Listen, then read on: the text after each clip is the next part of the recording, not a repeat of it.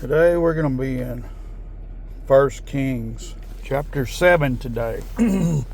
But Solomon took 13 years to build his own house, so he finished all his house. He also built the house of the forest of Lebanon. Its length was 100 cubits, its width 50 cubits, and its height 30 cubits, with 4 rows of cedar pillars and cedar beams on the pillars. And it was paneled with cedar above the beams that were on 45 pillars, 15 to a row. There were windows with beveled frames and 3 rows, and window was opposite window in 3 tiers. And all the doors and doorposts had rectangular frames, and windows was opposite windows with 3 tiers.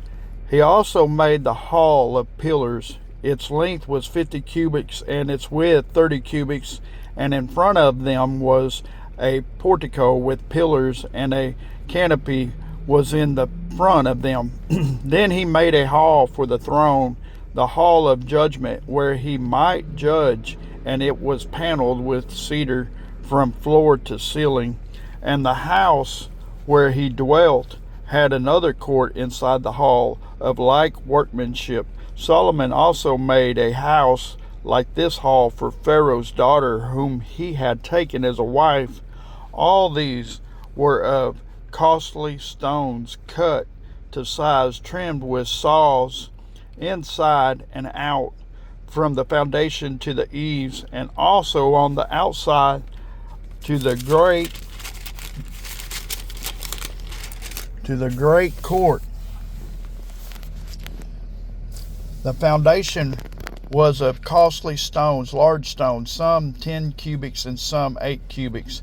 And above were costly stones hewn to size, and cedar wood. The great court was enclosed with 3 rows of hewn stones and a row of cedar beams. So were the inner court of the house of the Lord and the vestibule of the temple.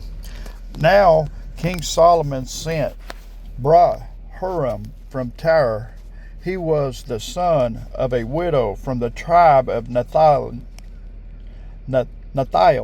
and his father was a man of Tyre, a bronze worker. He was filled with wisdom and understanding and skilled in working with all kinds of bronze work. So he came to King Solomon and did all his work. And he cast 2 pillars of bronze, each 1/8 cubits high, and a line of 12 cubits measured the circumference of each. Then he made 2 capitals of cast bronze to set on tops of the pillars, and the height of the capital was 5 cubits, and the height of the other capital was 5 cubits. He made the lattice network with wreaths of chain work for the capitals which were on top of the pillars, 7 chains for one capital and 7 for the other capital. So he made the pillars and the 2 rows of pomegranates above the network all around to cover the capitals that were on top. And this he did for the other capitals. The capitals which were on top of the pillars in the hall were in the shape of lilies, 4 cubits. The capitals on the 2 pillars also had pomegranates above, and by the convex surface which was next to the network, and there were 200 such pomegranates in rows on each of the capitals all around. Then he set up the pillars by the vestibule of the temple. He set up the pillar on the right and called its name Jachin.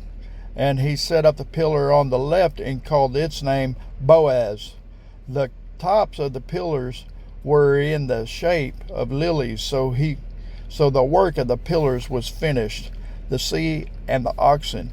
He made the sea of cast bronze 10 cubits, from one brim to the other. It was completely around. Its height was 5 cubits, and the line of 30 cubits measured its circumference. Below its brim were ornamental buds encircling it all around. 10 to a cubit. All the way around the sea, the ornamental buds were cast in 2 rows. When it was cast, it stood on 12 oxen, 3 looking toward the north, 3 looking toward the west, 3 looking toward the south, and 3 looking toward the east. The sea was set upon them, and all their backs parts pointed inward. It was a handbreadth thick. And its brim was shaped like the brim of a cup, like a lily blossom. It contained 2,000 baths. He also made 10 carts of bronze. 4 cubits was the length of each cart, 4 cubits its width, and 3 cubits its height. And it was the design of the carts. They had panels, and the panels were between frames. On the panels that were between the frames were lions and oxen and cherubim. And on the frames was a pedestal on top. Below the lions and oxen were wreaths of planted work. Every cart had 4 bronze wheels and axles of bronze, and its 4 feet had supports. Under the laver were supports of cast bronze. Beside each wreath, its opening inside the crown at the top was 1 cubit in diameter, and the opening was round, shaped like a pedestal, 1.5 cubits in outside diameter. And also the opening were engravings, but the panels were square, not round. Under the panels were the 4 wheels, and the axles of the wheels were jointed to the cart. The height of a wheel was 1.5 cubits. The workmanship of the wheels was like the workmanship of the chariot wheel. Their axle pins, their rims, their spokes, and their hubs were all of cast bronze, and there were 4 supports at the 4 corners of each cart. Its supports were part of the cart itself. On the top of the cart, at the height of the half cubit, was perfectly round, and on the top of the cart, its flanges and its panels were of the same casting. On the plates of its flanges, on its panels, he engraved cherubim, lions, and palm trees. Wherever there was a clear space on each, with the wreaths all around, this he made the 10 carts. All of them were of the same mold, 1 measure and 1 shape. Then he made 10 lavers of bronze. Each laver contained 40 baths, and each laver was 4 cubits. On each of the 10 carts was a laver, and he put 5 carts on the right side of the house and 5 carts on the left side of the house. He set the sea on the right side of the house toward the southeast. Huram made the layers and the shovels and the bowls. So Huram finished doing all the work that he was to do for King Solomon for the house of the Lord.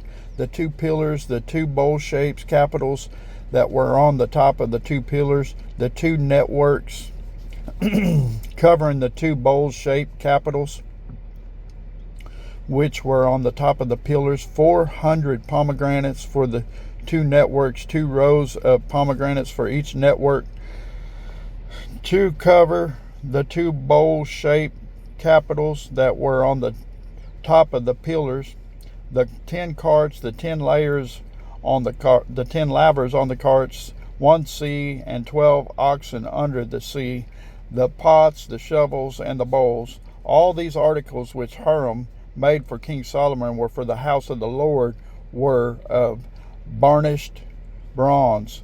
In the plain of Jordan the king had them cast in clay molds between sackcloth and zaretan.